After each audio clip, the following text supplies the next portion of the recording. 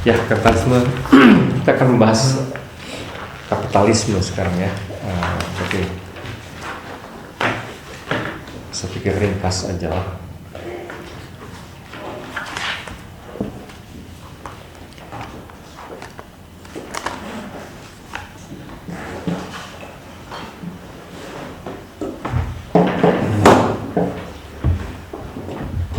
Baik, kapitalisme kita sudah lihat bahwa waktu membahas Protestantisme dan peralihan dari abad pertengahan ke era Renaissance gitu ya.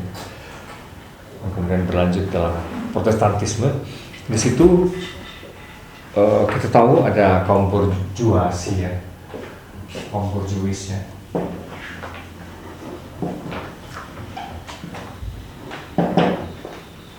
Kaum bourgeois yang di akhir-akhir abad pertengahan itu tiba-tiba muncul dan kemudian dihidupi oleh peperangan dan sebagainya. Karena peperangan itu kan menuntut logistik, terus segala eksperimen dan segala macam itu. Nah, yang berperan besar adalah orang bourgeois ini, yang sekarang biasa kita sebut dengan entrepreneurship gitu kan ya.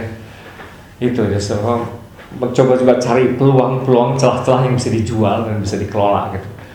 Nah, waktu itu bermunculan itu, dan itu menjadi kelas baru. Kita sudah lihat menjadi kelas baru yang bahkan mereka ini bukan kaum bangsawan, bukan raja, bukan kaum clergy, bukan kaum klerik, pemimpin agama ya, tapi menjadi dominan yang akhirnya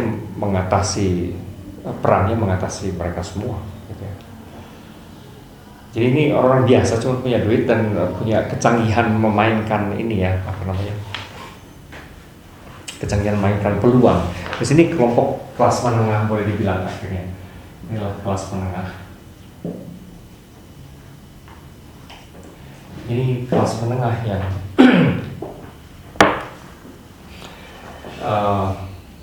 yang merupakan kayak sumbu di dalam kemodernan gitu ya. Kelas menengah entrepreneur yang merintis awalnya ya bagus lah ya, membuka kemungkinan cara hidup baru dan gitu. Yang akhirnya mengubah juga cara berpikir atas hidup gitu, bukan lewat filsafat mengubah pandangan atas hidupnya, tapi melalui pembukaan peluang-peluang praksis baru. Di sini adalah kelas menengah yang merupakan sumbu dari kemodernan selanjutnya yang jadi sangat berperan, dan bahwa ini kemudian berkorelasi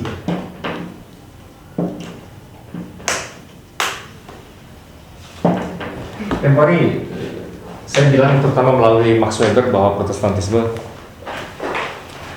ikut melahirkan gitu ya, etos keyakinan teologis ala kaum Protestan yang ikut menumbuhkan bourgeois. Tapi bourgeois sendiri tidak identik selalu hanya dengan Protestantisme, gitu maksudnya. Kalau bourgeois sendiri tidak identik dengan Protestantisme, Protestantisme kemudian seperti ikut memicu, menghidupi, memupuk kelompok kelas menengah ini. Maka ada korelasi, dan disitu kemudian lama-lama melahirkan kapitalisme yang praksis, memicu banyak perubahan di wilayah praksis.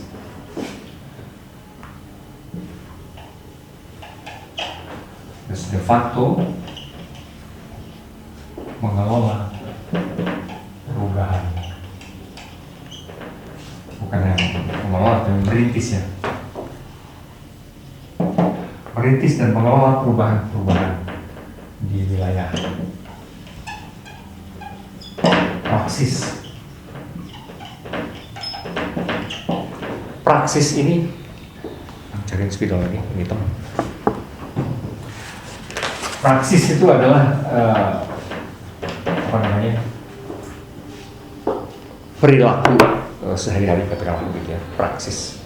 Dari Bordeaux? Apa? Dari Bordeaux? Oh enggak, praksis sih istilah umum. Istilah umum praksis tuh, terus apa namanya, medan hidup sehari-hari ya gitu kan ya, perilaku sehari-hari, praksis. Kalau praktis itu agak lebih sempit ya, selalu dikaitkan dengan teoritis, praktis gitu, mempraktekkan. Kalau praksis itu ya medan hidup sehari-hari. Bagaimana itu diubah oleh kapitalisme itu saya kira jelas ya, karena kapitalisme kemudian memproduksi barang-barang jualan yang de facto mengubah sikap dan gaya hidup dan sebagainya itu sampai hari ini. Nah, tapi kapitalisme ini sudah berkembang kalau kita mengikuti siapa namanya, Frederick Jameson.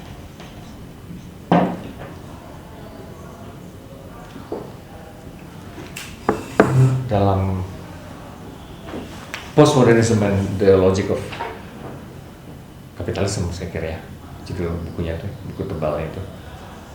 Frederick Jameson sebenarnya tradisi awalnya dari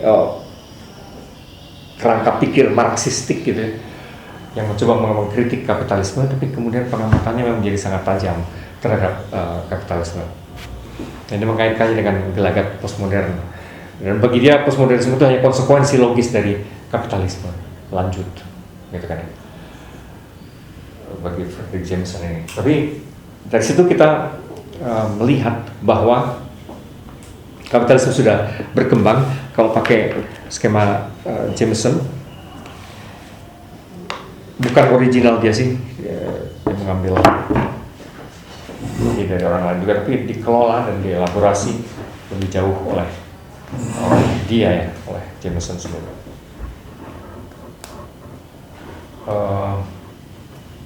Diputar. Oh, itu aja? Iya. Dipocel.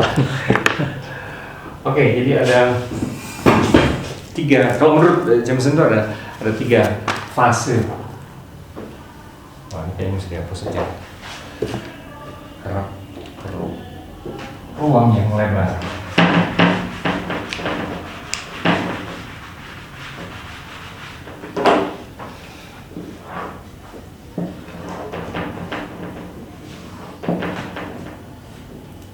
Ya, yang pertama-tama muncul pada abad 17-18 itu adalah kapitalisme entrepreneurial.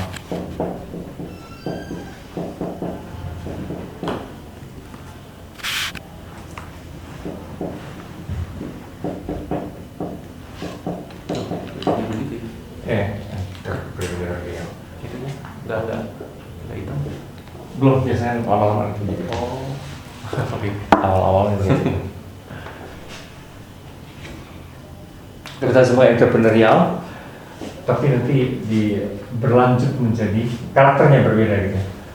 Sampai abad 20-an itu adalah kapitalisme monopoli.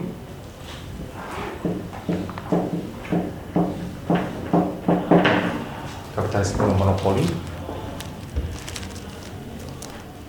Lantas yang berikutnya peralihan abad 20-21. Sekarang ini kapitalisme multinasional.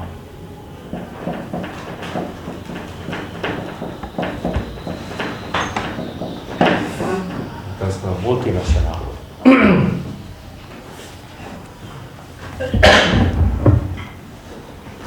Dengan berbagai karakter yang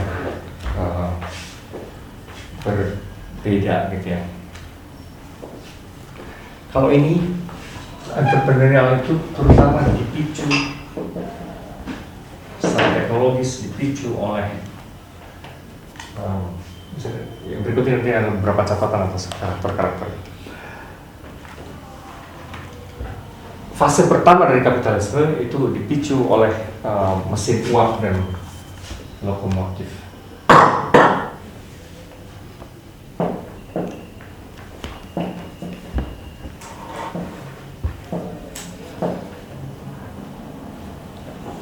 yang memungkinkan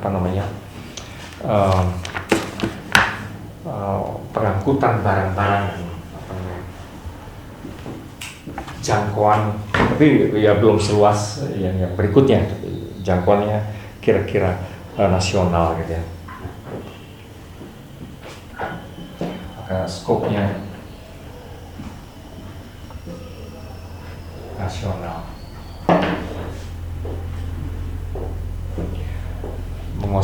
berkeliaran menguasai negara gitu, bersama dengan sense of nationalism yang ikut dipicu oleh protestantisme tempo ini yang sudah kita lihat ya.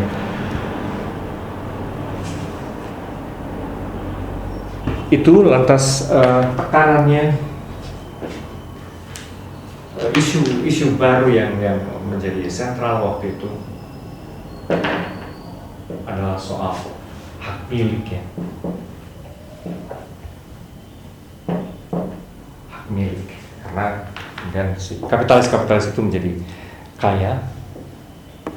Atas isu yang muncul adalah hak milik. Nanti dalam kapitalisme monopoli lain lagi, hak perusahaan misalnya seperti itu. Hak milik kurang lebih masih pribadi. Jadi hak milik cukong-cukong yang kaya raya itu ya.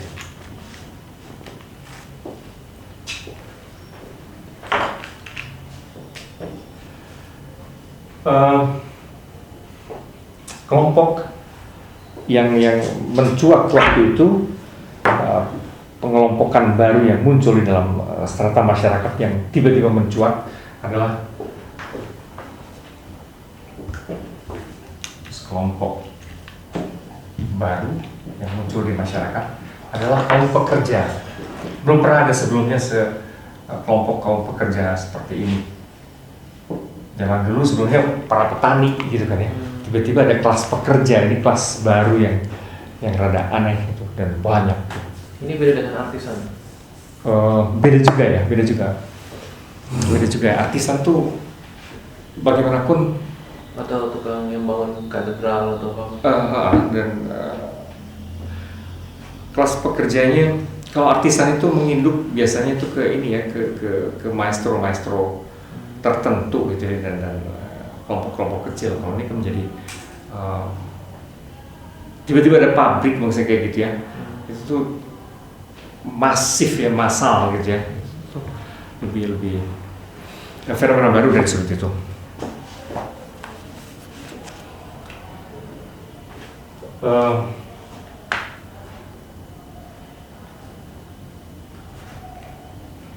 Di sini dimungkinkan unsur positifnya,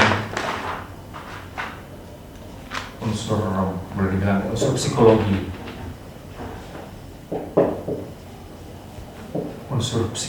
baru. Kalau ini kelas masyarakat ya, kelompok baru serta masyarakat, unsur psikologi baru yang muncul adalah dimungkinkannya lebih luas peluang ke arah individuasi.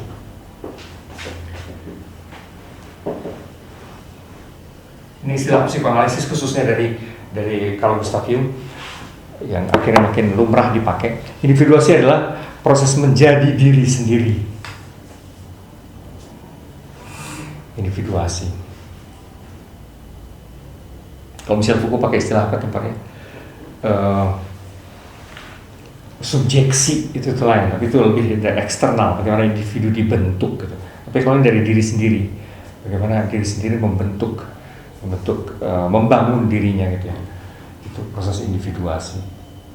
Menemukan jati dirinya, merealisasi apa yang menjadi aspirasi dia dan seterusnya gitu.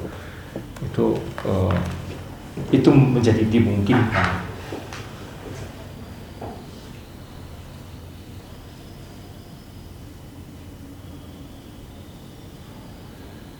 Ya saya kira itu yang pentingnya.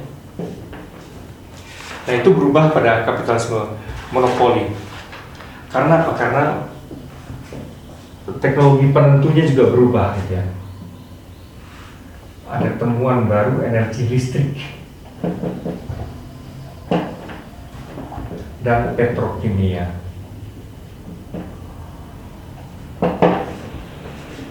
bahan bakar dan unsur-unsur kimia baru itu memicu arah baru dalam kinerja dan kiprah kapitalisme.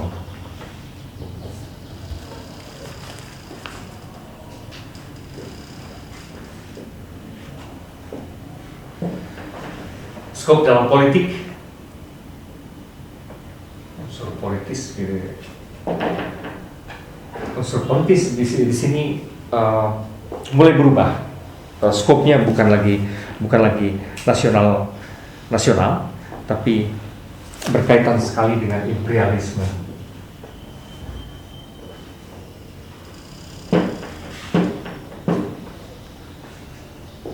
Imperialisme dalam arti mulai berkaitan dengan penjajahan gitu kan ya.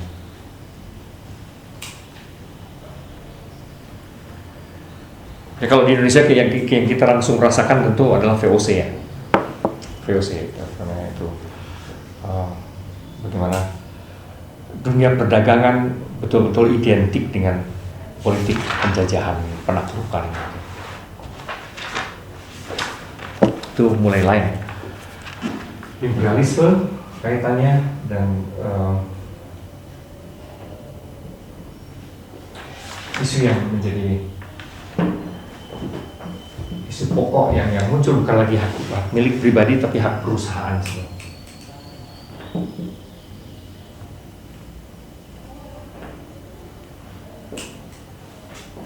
Katakanlah sisi ekonomisnya barangkali ya.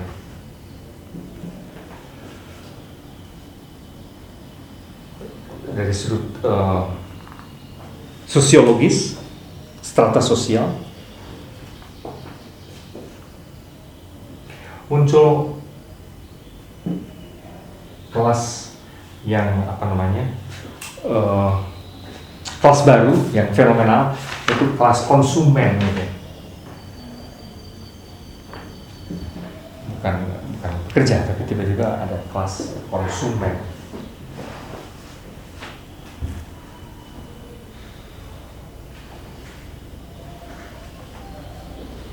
Itu dari sudut sosiologis.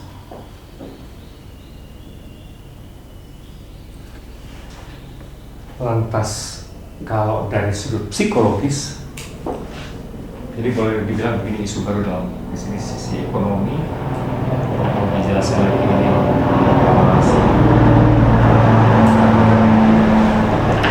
psikologis. Saya kira kalau mau lebih jelasnya. Ya, di bidang psikologis ada isu baru atau gelagat baru yang muncul, mulai tendensi skizofrenia.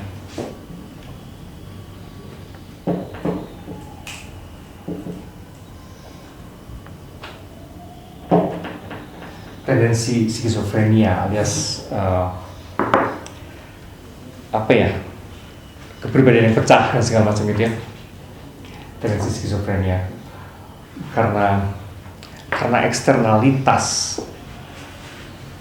Skizofrenia itu kegilaan, tendensi kegilaan itu karena orang sebagai masyarakat konsumer betul-betul terseret terus-menerus oleh perangsangan eksternal gitu kan ya, oleh tawaran-tawaran baru, sampai ada bahaya orang sebenarnya tidak tahu lagi apa yang penting apa tidak penting, sampai ke tingkat bahwa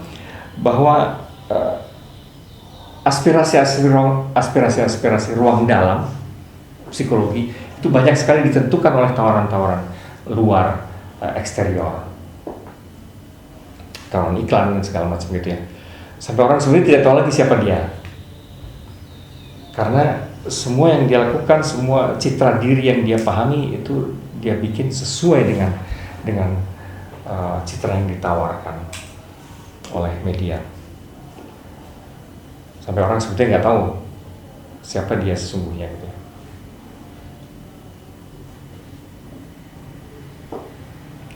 Terus orang mengikuti mode terus menerus, kalau perlu merombak wajah terus menerus gitu ya, kalau perlu merombak tata rambut, tata pakaian, Dan sekarang jelas sekali mengubah-ubah gadget terus-menerus tanpa perlu gitu kan ya. Jadi terpintal-pintal oleh ritme dan tawaran dari luaran gitu, sampai muncul tendensi skizofrenia karena orang tidak tahu lagi siapa dia. Gitu. Nah, siapa dia adalah sesuai dengan apa yang dicitrakan. Tapi misi perusahaannya selalu berputar di wilayah be yourself, dan iklannya begitu ya. Ya, terus bahkan dare to be yourself. Nah, itu ironi yang kecanggihan iklan selalu memainkan idealisme seperti itu. Misalnya dare to be different, padahal itu enggak itu kan selalu iklan-iklan gitu kan, berani tampil beda gitu kan ya. Padahal nggak beda, itu semua sama gitu kan ya. Tapi itu sebenarnya proses penyeragaman, tapi diiklankannya sebagai dare to be different gitu kan. Padahal kalau semua orang gitu ya semua juga jadi sama.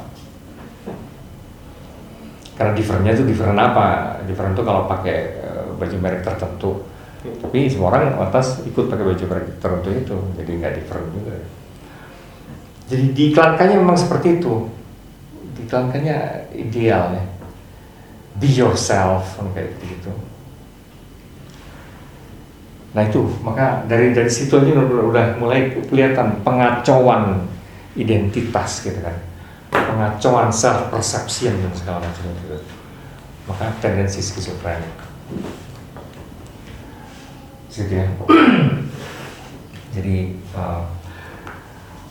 ini berkaitan dengan apa namanya, biasa disebut sebagai fabricated identity.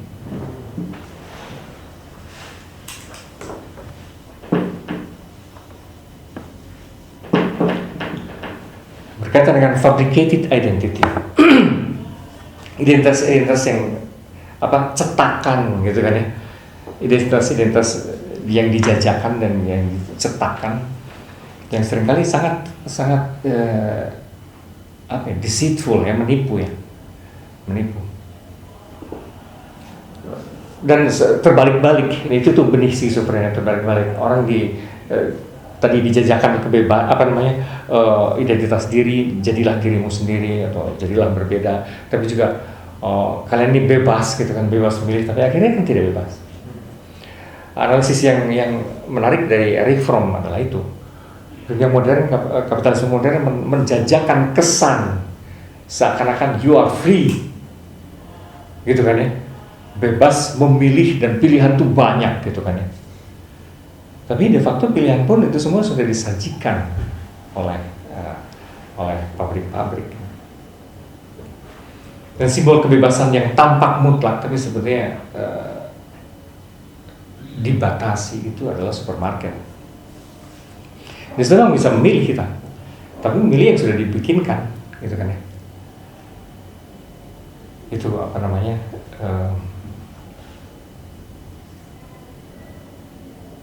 Memang itu ambigu gitu ya, ambigu gitu. Sepertinya kita tetap bisa memilih, gitu kan, masalahnya. Sepertinya kita tetap bisa memilih, tapi sambil karena masing-masing merek itu masalahnya kan, masing-masing merek taruhlah deterjen, masing-masing merek itu pun menggunakan survei untuk mengarahkan, untuk menjajakan dirinya, untuk menyedot perhatian orang sedemikian. Survei warna, survei macam-macam lah. Sehingga kebebasan sebetulnya digiring terus-menerus, diarahkan terus-menerus ke arah tertentu. Tapi suasana besarnya bebas kan, makin bebas kita makin bisa memilih.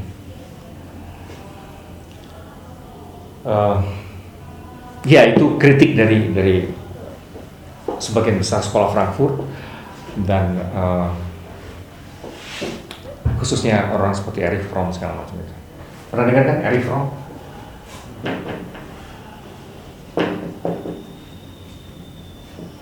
Buku-buku dari Erich Fromm merupakan kritik yang mendasar tentang ini, kebebasan semu itu.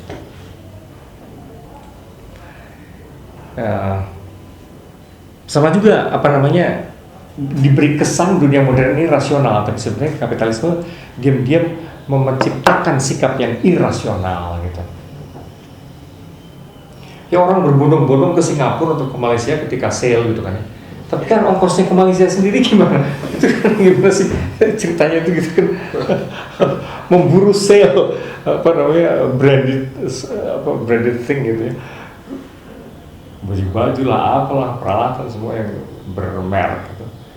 Lagi sale, tapi kan meluangkan waktunya untuk pergi ke Singapura, belum lagi ongkosnya dan segala macam, kan mesti nginep segala macam juga gitu. Itu teh gimana? Itu kan sama juga jadi mahal tuh gitu ya.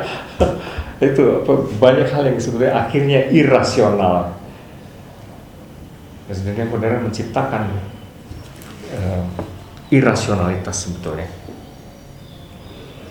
Nah itu semua apa, tabrakan, ironi itu membawa akhirnya tendensi skizofrenia yang menjadi kata kunci di dunia ini. Ya, perkembangan berikutnya di pertengahan abad 20 sampai abad kita ini, dan entah sampai kapan sih sebenarnya, menjadi kapitalisme multinasional. Multinasional itu artinya bahwa pabrik itu punya banyak tangan, punya banyak kaki gitu kan ya. Jadi suatu perusahaan misalnya Honda atau Ford atau apapun lah yang merek-merek seperti itu dibikin tidak mesti di Jepang saja gitu kan ya. Itu dibikin di Indonesia, jelaskan ya. Toyota segala macam itu dibikin di Indonesia sebagian, di Thailand sebagian, Brasil sebagian gitu. Nah kayak gitu-gitu. Jadi juga tidak lagi identik dengan negara tertentu karena semuanya ikutan membuat itu. Kapitalisme multinasional ini khususnya dipicu oleh teknologi baru, yaitu mikroelektronik, microchip.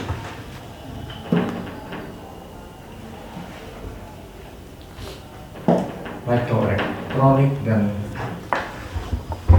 energi. Teknologi energi yang banyak sekali, ada macam-macam lah, energi matahari lah, energi apalah. Energi sekarang bentuknya banyak sekali ya. Jadi pemicunya adalah mikroelektronik dan energi.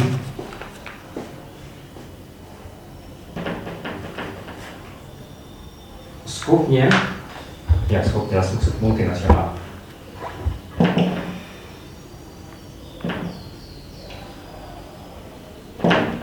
Skopnya tentu multinasional.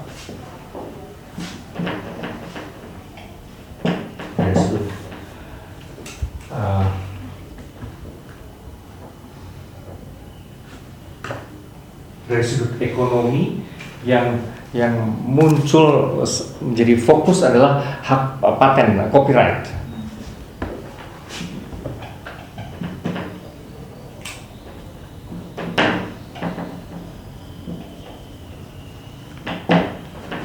Urusan copyright ini.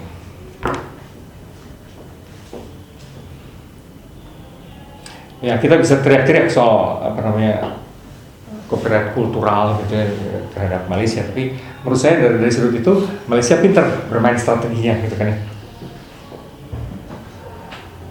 Demi pintar atau rakus saya nggak tahu ya. Atau nggak tahu malu gitu nggak tahu. Tapi langsung menghantamnya ke copyright, intelektual sebutnya haki itu ya.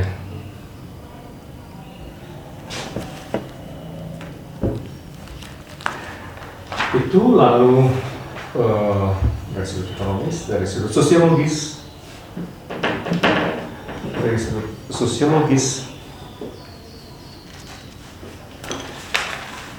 isu baru yang sangat menarik hari ini dan kontroversial adalah identitas plural.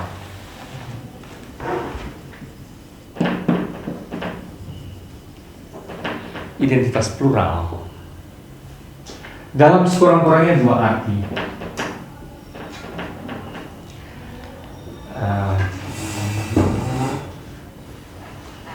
dalam artian protean, ini istilah dari Robert J. Lifton. Robert J. Lifton. Jadi menurut dia itu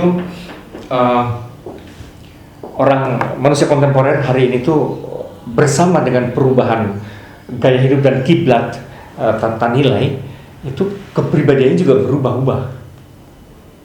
berubah-ubah terus gitu. Contohnya banyak sekali, dan Robert J. Lifton ini bukan hanya ngarang-ngarang, tapi dari kliennya, dari klien-klien, dari pasien-pasien yang konsultasi ke dia sebagai psikolog, itu dia dapatkan bahwa ternyata orang tuh berubah-ubah ya kepribadiannya bersama dengan orientasi ini. Jadi misalnya gini, satu contoh, seseorang tadinya anggota partai yang militan dari komunisme di Cina, misalnya seperti itu ya, anggota partai yang militan di Cina, dia betul-betul mengabdikan dirinya habis-habisan untuk partai komunis di Cina. Tapi kemudian kecewa dia, lantas berubah menjadi lawannya dan ikut memimpin misalnya gerakan mahasiswa di Tiananmen tahun berapa tuh ya? 89? Enggak lah. Oh ya, 89 betul. 20 tahun yang lalu. Ya, gerakan mahasiswa di Tiananmen yang memprotes dan katakanlah mengcounter rezim di Cina waktu itu. Nah, sedemikian lantas dia diuber-uber oleh pemerintah Cina tentu saja, dan dia mencari perlindungan ke dunia barat gitu. Larilah dia berhasil ke New York karena lewat LSM dan segala macam, dia jadilah di situ terbuka dia pada dunia barat yang non komunis ya, dunia hedonis, dunia hura-hura, dunia urban yang kayak gitu, yang dulu waktu ketika masih dalam masyarakat komunis dia serba prihatin, serba penuh perjuangan dan dedikasi pada partai dan segala macam. Sesudah itu ketika udah di negeri barat, go to hell dengan semuanya itu, dan dia bisa sekolah lantas ya hedonis gitu ya. Dan sudah lulus sekolah, dia kerja di perusahaan multinasional, tiba-tiba menjadi eksekutif yang hebat gitu, kaya dan mulai entrepreneur dan tidak peduli sama politik sama sekali gitu. Yang ada di kepalanya adalah menjadi orang kaya gitu kan. Tiba-tiba di situ krisis identitas. Sesudah itu tercapai, krisis identitas, dia merasa gue kan gini juga bukan barat sih sebenarnya. Gue tuh Cina dan mesti menggali kembali khasanah kebudayaan Cina. Dan dia tiba-tiba menjadi sangat peduli pada kepribadian dan kultur Cina gitu kan ya. Menggali kembali kecinaannya dan segala macam itu. Lantas saya lupa berujungnya, saya kira orang ini kembali ke Cina tapi dalam situasi yang baru ya. Seingat saya gitu ya ujung-ujungnya itu. Nah, tapi poinnya adalah dalam aneka perubahan itu sebenarnya personality juga berubah gitu loh. Nah, orang-orang kontemporer itu kayak gitu. Bersama perubahan pekerjaan, kan orang juga lompat kayak kutu loncat sekarang itu kan, kerja apa jadi kerja apa, berubah terus gitu. Itu bersama dengan itu perubahan orientasi politik dan segala macam itu berubah juga kepribadiannya. Itu yang disebut oleh Robert J. Lifton protean self ya. Proteus adalah dewa Yunani yang dikutuk untuk tidak pernah menjadi diri sendiri, tapi dia bisa menjadi apapun. Dia bisa menjadi naga, bisa menjadi burung elang, bisa menjadi apapun, tapi tidak pernah menjadi dirinya sendiri. Itu kalau dalam mitologi Yunani yang Proteus. Nah, maka si Robert J. Lifton pakai istilah itu protean self. Nah, saya nggak tahu gejala ini di Indonesia ada atau tidak gitu ya, perubahan pribadian itu. Saya dari dulu sablon sampai sekarang tetap sablon. Tapi jenis sablonnya beda kali ya. Kayak gitu. Iya, saya nggak tahu.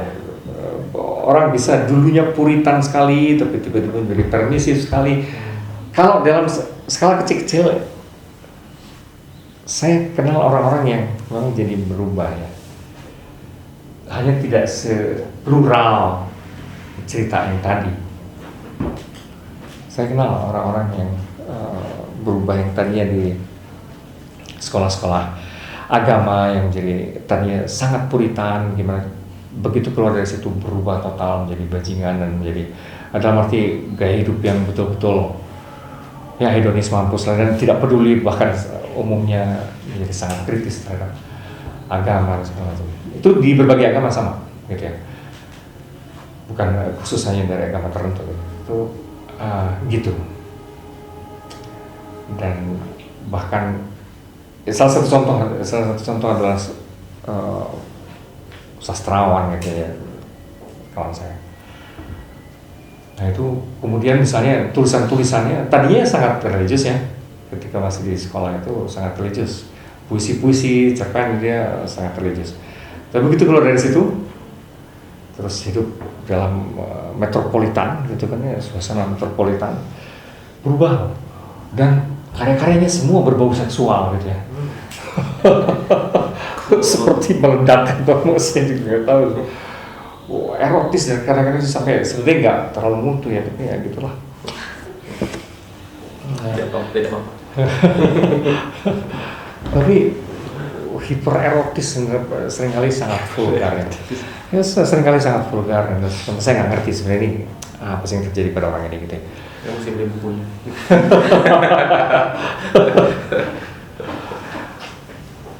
Ya, dan macam-macam lagi. Ada yang itu satu ke arah erotis, yang satu ke arah dekonstruksi, apa gila dekonstruksi gitu. Tergila-gila postmodern apa dan sangat terpikat pada Derrida dan bawaannya tuh marah gitu ya. Terhadap apapun dia akan bongkar gitu kan. Segala hal didekonstruksi dan jadi skeptisis, nyaris nihilis saya kira. Itu juga dari sekolah agama namanya. Nah gitulah apa namanya. Itu juga kerasa sih, memang berubah sih personality-nya, berubah. Saya nggak tahu lagi situasi terakhir orang ini, jadinya berubah lagi gitu. Jadinya jadi orang-orang soleh gitu ya. Saya juga nggak tahu. Tapi bahwa gelagat itu ada. Gelagat itu ada. Nah, itu protean self. Yang kedua, identitas plural dalam artian bahwa seperti Amartya Sen. Nah, ini kita mesti sebut apa itu? Karena pluralitas kepribadian itu kalau pada ya saya kira soal pluralitas komitmen kali ya. Apa namanya? Perubahan apa sih ini, komitmen yang sangat dinamis gitu kan ya. Identitas plural dalam arti dinamika komitmen. Tapi sama mereka yang pikirannya rada sempit langsung di judge sebagai standar ganda. Ya, standar ganda. Tapi menurut saya lebih luas dari itu yang dimaksud dengan saya. Oh ya. Maka yang susah adalah dalam situasi seperti ini, kata munafik itu menjadi susah sekali gitu. Kata hipokrit itu menjadi tidak terlalu jelas. Artinya apa itu hipokrit? Ini khususnya dalam perspektif Amartya Sen. Amartya Sen ya. Identitas, tapi identitas kan kita tuh bagian dari aneka afiliasi kan. Seorang manusia tuh berafiliasi terhadap begitu banyak organisasi dan begitu banyak apa ya kemudian. Nah, bahwa pada saat tertentu dia menganggap penting afiliasi ke arah yang A gitu kan ya. Terus pada kesempatan yang lain dia menganggap penting afiliasi ke arah B. Itu tuh wajar aja dan orang tidak bisa direduksi hanya pada misalnya saya sekarang jelas-jelas saya tuh dosen, maka saya berafiliasi menjadi bagian dari institusi bernama Universitas Parahyangan, misalnya kayak gitu ya. Tapi saya kan bukan hanya itu, gitu kan ya. Saya juga bagian dari macam-macam afiliasi. Sekurang-kurangnya saya bagian dari RT RW saya, gitu kan ya. Itu juga, itu lain lagi urusannya gitu. Saya bagian dari, kalau masih bagian dari dunia agama saya, gitu kan ya. Kalau masih Sekurang-kurangnya formal gitu kan. Itu juga lain lagi. Mungkin pada momen tertentu, dalam periode tertentu itu pernah penting atau akan penting, nggak tahu ya. Yang lebih menentukan siapa saya, gitu kan ya. Tapi pada momen yang lain justru afiliasi saya dengan Unpar itu jauh lebih penting ya, menurut saya kayak gitu. Dari sudut situ, personality saya dan siapa saya juga bisa dirumuskan dengan berbagai cara dong. Belum lagi afiliasi saya dengan segala asosiasi misalnya di dunia internasional, itu juga pada momen-momen tertentu bisa lebih penting daripada afiliasi saya dengan yang lain-lain. Jadi yang namanya kepribadian itu juga kalau dilihat dari sudut itu, atau identitas, kalau dilihat dari sudut itu, wah itu juga licin sekali gitu ya, itu bergerak sekali ya, sesuatu yang dinamis sekali. Dan tidak usah selalu yang namanya identitas itu dikaitkan dengan afiliasi pada keluarga misalnya, sebagai anak bungsu, sebagai anak ketiga, sebagai anaknya siapa gitu kan ya, orang tua kita, nggak usah gitu. Nah itu juga pada momen tertentu bisa penting sih, tapi tidak selalu harus dilihat dari sisi itu, gitu. Karena identitas kita tuh terkait dengan aneka perspektif, jadi bisa macam-macam. Itu kira-kira kerangka berpikirnya sama Amartya Sen, yang menurut saya menarik sih, karena memang manusia kontemporer sekarang jejaringnya itu kan, jejaring hubungannya itu wah itu banyak sekali, apalagi lewat Facebook, lewat apa gitu kan. Apalagi kalau kita membayangkan saya dalam kaitan dengan si A, dengan orang ya, bukan institusi, saya bisa lain loh tampang atau kelakuan saya dan segala macam. Ngalamin nggak bahwa dalam hubungan dengan orang tertentu kita bisa jadi lucu sekali gitu kan ya, dalam hubungan dengan orang yang lain tiba-tiba menjadi kaku sekali. Ngalamin kan? Kebayang dengan si B yang kita kaku itu, kalau ditanya ke si B, siapa si Bambang itu? Ya pasti dia juga akan bilangnya, ada kaku si Bambang itu sih, gitu. Ya emang karena saya nggak bisa berlucu-lucu, nggak bisa santai sama orang itu. Gitu. Sementara pada si A kalau ditanya si Bambang itu gitu lucu, gelo orangnya, ya kan bisa beda sekali gitu ya. Bukan hanya soal persepsi, tapi pola hubungan itu sangat menentukan. Pada si C ternyata saya buat dia saya orang yang kasar misalnya, pada si D persis kebalikannya, saya orang yang sangat lembut misalnya, dan seterusnya. Itu tuh bisa lain sekali gitu. Pada titik itu identitas tuh erat terkait pada hubungan, relationshipnya itu juga sekarang tuh banyak dilihat itu seperti itu. Maka menjadi penting adalah identitas plural. Ini by and large juga diakibatkan oleh suasana kapitalisme. Karena praktis dunia kapitalisme mengolah hampir segala facet yang dalam hidup kita. Apa sih yang tidak tersentuh kapitalisme itu? Apa ya?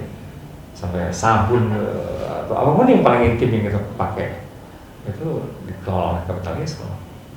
From cradle to cradle. Apa? From cradle to cradle. Okay. Dari sebelum lahir sampai setelah mati. Sampai mati. Itu iya. Detail-detail baju kita, apalah, kacamata kita, pensil yang kita pakai, buku, makanan yang kita makan, apapun, gila itu. Diasuhnya gitu, dikelolanya gitu. Oleh organizernya ini adalah event organizer dalam arti yang total itu sebenarnya kapitalisme loh. Ya begitu. Itu melebihi agama, melebihi posisi partai politik, melebihi ideologi gitu kan ya. Melebihi apapun loh perannya. Edan ya. Saya kira nggak ada yang menyaingi kapitalisme. tidak negara, tidak ideologi, tidak agama. Karena agama pun masalahnya apa? Kalau agama dianggap yang paling total dan paling intim, agama pun begitu banyak dikelola dan dipengaruhi, ditentukan oleh kapitalisme masalahnya. Ya kan? Dalam hal apa misalnya? Bagaimana kapitalisme masuk dalam kiprah agama misalnya dalam hal apa ya? Tur ziarah gitu. Dalam ziarah-ziarah apa?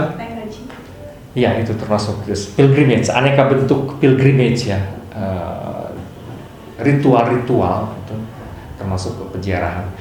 Itu kan ya, apalagi itu dikelola oleh kapitalisme. Apalagi misalnya pakaian, dunia simbol, bahkan ada salib spesial gitu ya, salib yang kurang spesial.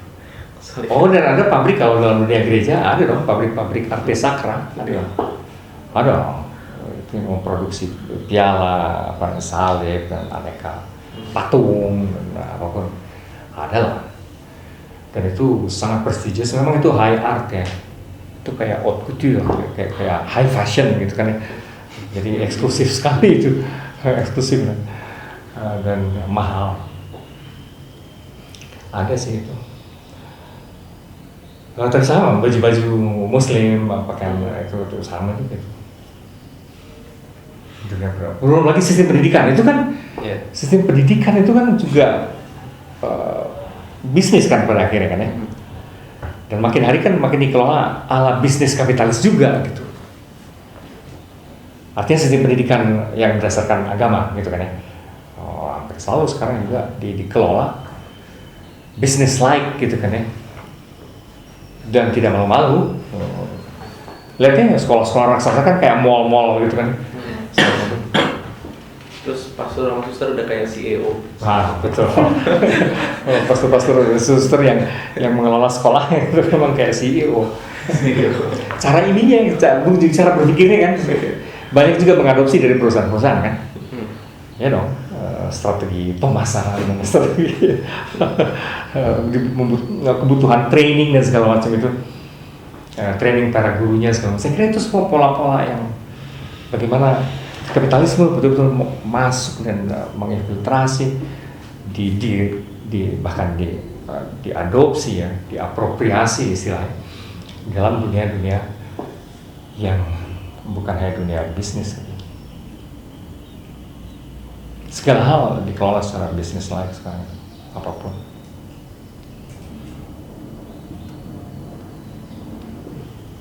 Ya LSM segala macam tidak akan survive kan, yang taruhlah bahkan institusi-institusi yang orientasinya sebenarnya pengabdian, pelayanan segala macam, itu kalau tidak dikelola secara bisnis like juga nggak survive. Ini saya tidak menilai itu baik atau buruk loh, tapi as a matter of fact gitu kan ya. As a matter of fact, ternyata kan gitu. Dimana kapitalisme betul-betul meresapi, menggenangi hampir segala sektor dalam kehidupan kita sekarang. Nah, apakah itu baik atau buruk? Ya itu mah bukan gereja Katolik itu franchiser pertama. Gereja Katolik itu franchise Pak. Mereka kan sistemnya franchise kan. Kali ya. Ada orang yang bersedia masuk agamanya, kemudian menyediakan tanah dan menyediakan sistem, tapi kan sistemnya dikontrol langsung oleh franchisee-nya. Dikontrol, ada standar. Kayak franchiser yang dikontrol, jadi franchisee itu yang standar taste, standar itu.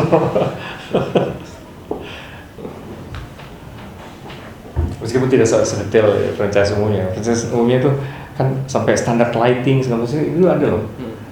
Standar dekor, standar lighting, cahayanya harus segini di ruangan-ruangan.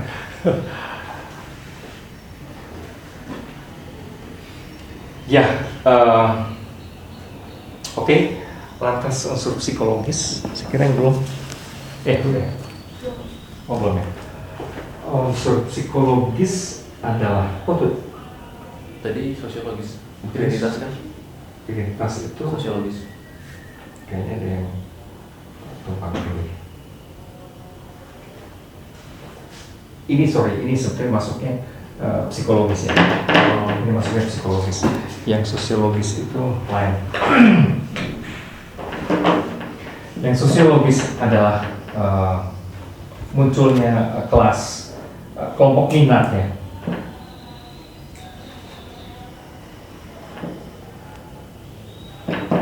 Kelompok minat itu apa namanya? Karena sekarang kategori-kategori tradisional, kedaerahan segala macam itu sebetulnya memang dimuncul-munculkan kembali sekarang itu, tapi sebetulnya yang de facto berjalan adalah lebih kelompok minat ya. Dan itu mengatasi negara, mengatasi daerah gitu kan. Jadi kelompok pecinta pendaki gunung gitu. Wah itu jejaringnya udah sedunia gitu umumnya gitu kan, dan itu menjadi bagian dari identitas, bahkan lebih penting daripada ke-Indonesiaan atau apapun kali misalnya dalam konteks tertentu. Kelompok peminat sepeda, wah itu juga biasanya orang macam ini menjadi bersungguh-sungguh dan sangat profesional gitu ya, tahu detail-detail yang pelik-pelik di bidangnya itu gitu. Dan hubungannya juga udah kayak gitu, pecinta radio, pecinta apalah, macam-macam sekali, pecinta musik elektronik segala macam itu jejaringnya juga wah udah kayak gitu. Nah, kelompok minat ini, kelompok hobi itu tiba-tiba muncul dan mengatasi batas-batas wilayah. Kelompok musik alternatif, kelompok aneka bentuk kelompok kreatif gitu ya. Itu biasanya keterkaitan dengan jejaring multinasional luar biasa.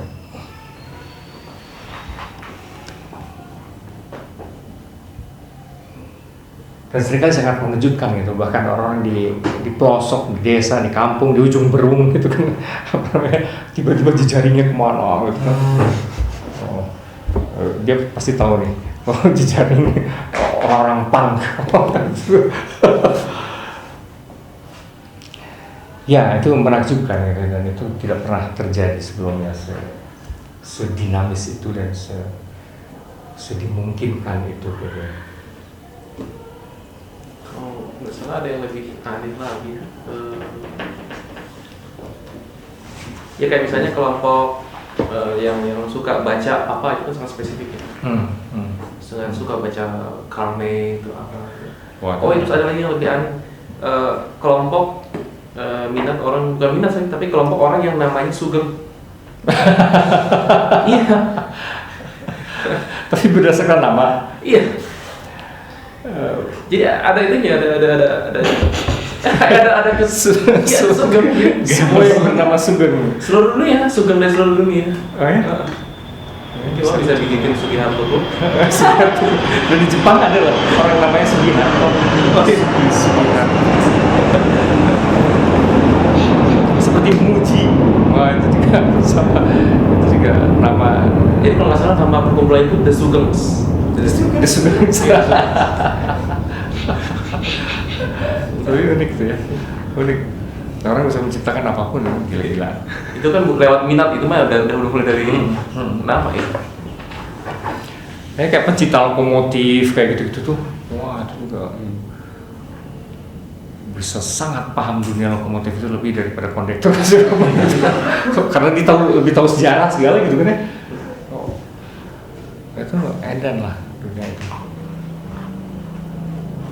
Nah itu fenomenal. Kelompok minat itu hari-hari ini jadi hal baru ya, bukan hanya kelas konsumen.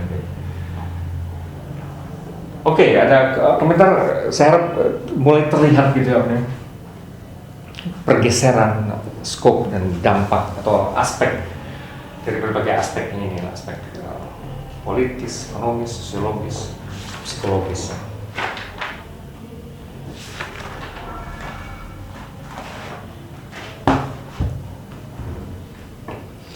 Nah, terus atas tudingan bahwa kapitalisme itu hanya mencari pelipat gandaan keuntungan, mereka menciptakan mekanisme baru yang lain ya sekarang ini kan, yang disebut apa, CSR itu kan ya. corporate social responsibility. Meskipun itu juga banyak diperdebatkan orang, itu kan sebetulnya juga tampang lain dari iklan diri gitu kan ya. PR juga sih itu. Itu kan PR juga, itu public relation juga gitu, untuk promosi diri juga sebenarnya. Tapi ya whatever, itu rada apa ya, sekurang-kurangnya sedikit membuat balance gitu, apapun efeknya gitu kan, membuat balance dari tendensi yang kesannya rakus dan hanya concern pada profit gitu.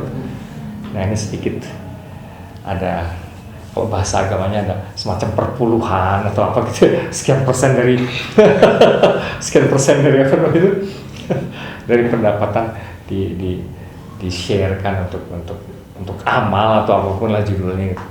Setidaknya kejatuhan Husni Mubarak sama Ben Ali itu kan gara-gara Facebook juga gitu. Jadi orang bisa share video secepat mungkin. Ya itu juga salah satu efek yang tidak disangka-sangka. Oh dari sudut itu banyak sih juga kalau dilihat dari segala buku yang mencerdaskan kita gitu kan ya, yang memungkinkan kita juga memahami jeroan kapitalisme dan mengkritik kapitalisme, itu juga dikelola oleh kapitalisme dong, yaitu penerbit besar itu gitu. Ya dong, kalau nggak kita juga nggak dapat buku-buku itu. Ya, dunia persekolahan juga nggak jalan gitu kalau buku-buku tidak diterbitkan oleh para penerbit.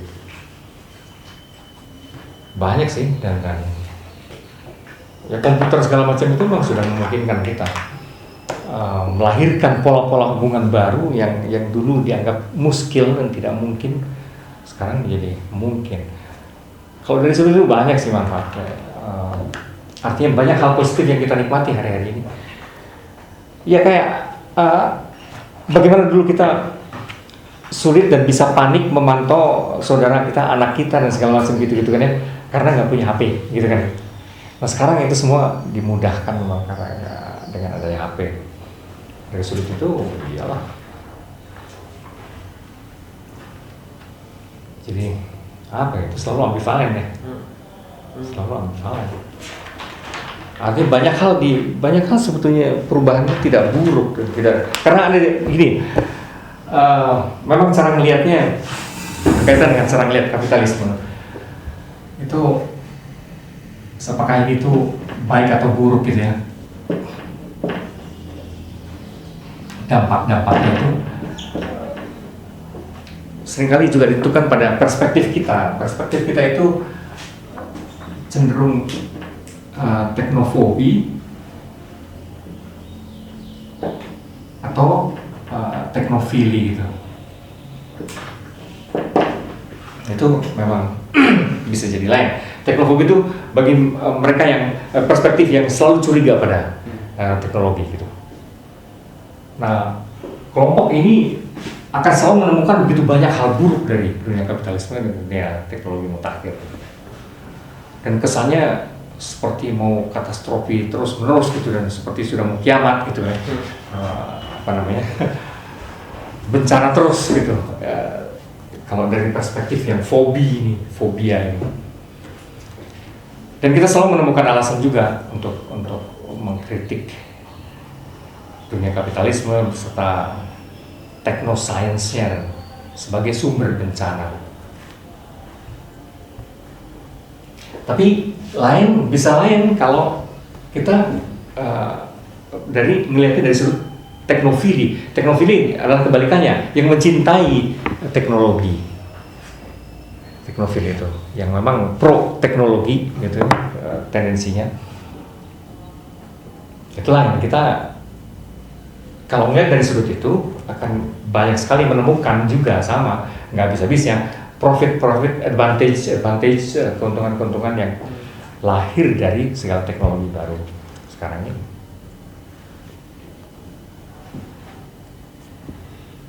Ya kalau mau fair ya dua-duanya itu dilihat potensi bencananya sekaligus segala keuntungan yang diakibatkannya ya.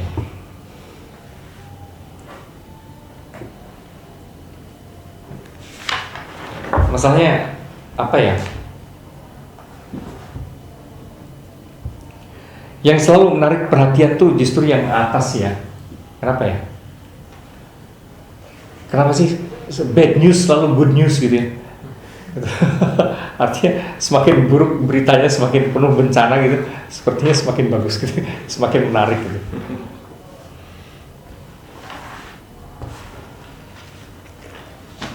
Kalau berita yang menyenangkan sepertinya tidak semenarik yang bencana ya. Kalau ketakutan itu tuh, wah,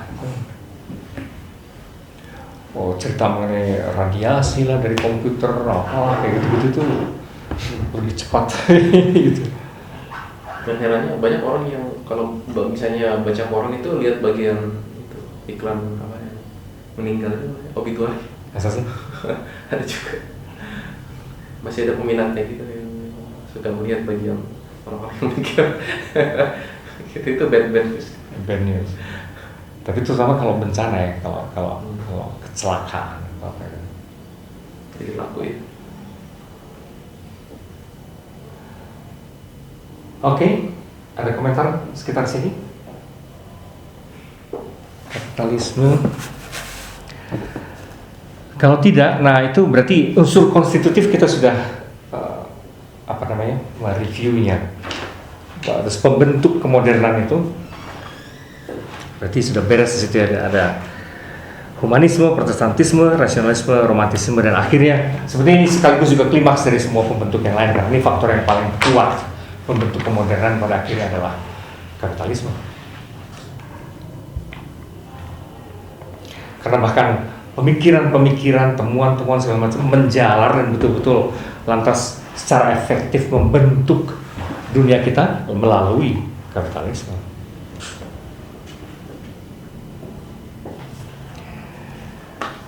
Maka bagian kedua yang berikutnya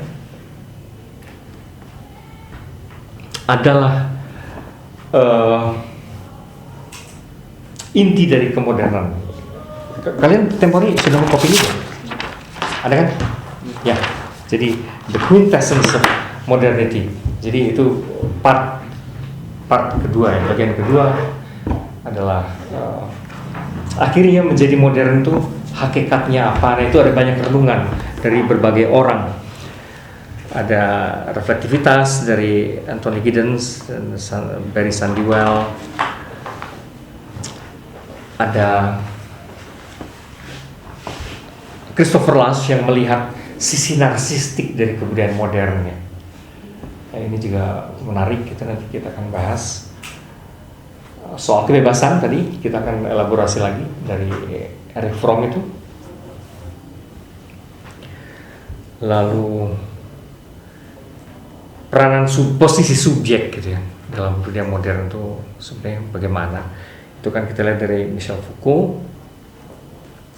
Sebagian, meskipun nanti ini sebagian lagi akan dibahas ke dalam anatomi kekuasaan segala macam. Banyak materi di dalam perkuliahan kita memang bisa tumpang tindih karena itu nyangkut. Hanya aspeknya, sudut pandangnya yang barangkali agak berbeda-beda. Jadi misal Foucault itu akan masuk di dalam mata kuliah apapun misalnya, karena memang perlu. Lantas dilema rasionalitas modern yang tadi juga kita sudah singgung, rasionalitas irasionalitas misalnya itu dari Horkheimer dan Habermas. Kalau masih sempat ada waktu, kritik dari pandangan-pandangan orang Asia dari Edward Said, ada Homi Bhabha, Spivak, dan Amartya Sen misalnya kayak gitu terhadap kemodernan. Mudah-mudahan itu nanti